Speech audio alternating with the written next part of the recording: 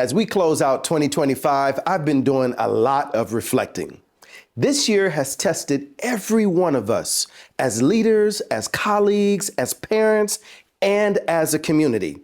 And if there's one truth that's clearer than ever, it's this: resilience is no longer just a personal virtue. It's how we rise, lead, and grow together.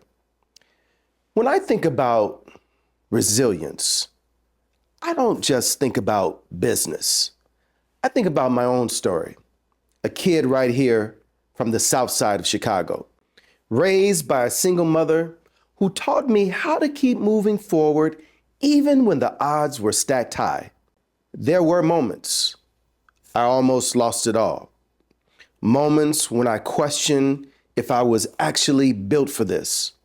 But through every challenge, I learned how to persist.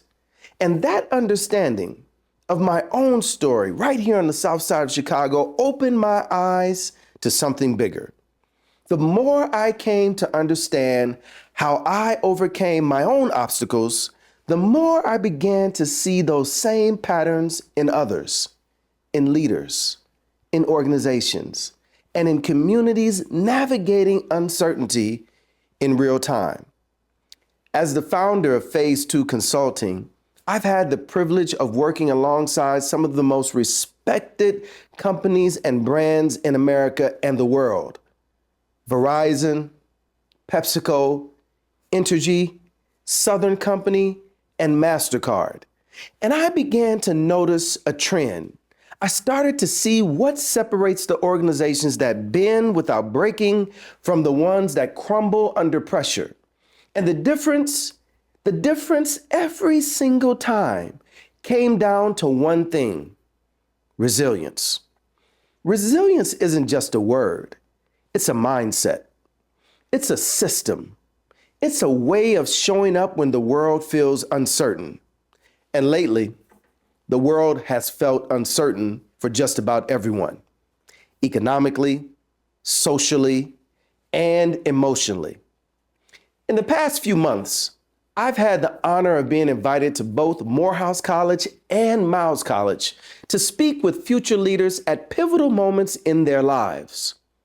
There is a real grit in the next generation, so much determination.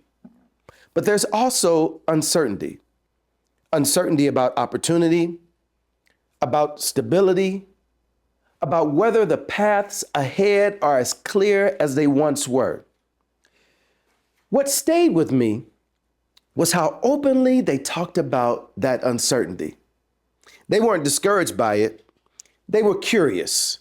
They wanted to understand how to lead well, how to build something that matters, and how to stay true to themselves in a world that keeps changing. That gave me hope. Because my time with these young future leaders made one thing clear. This generation isn't checking out. They're leaning in.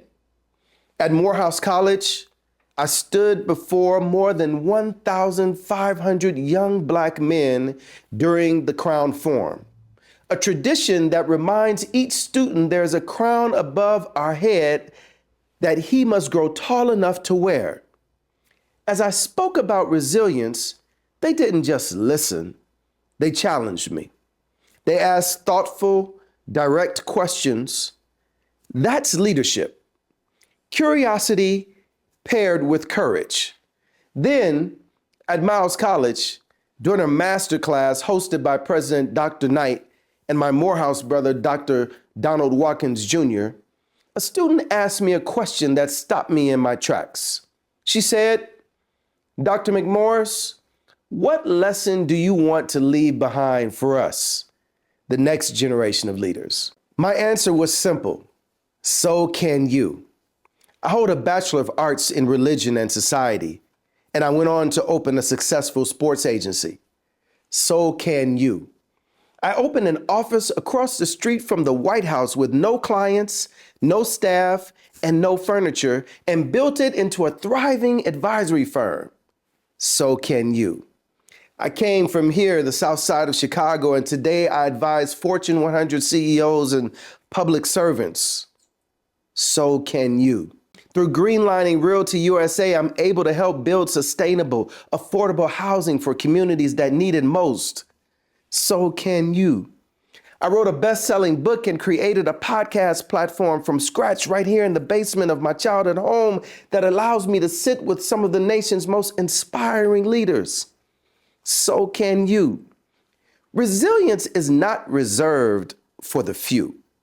It lives in every one of us.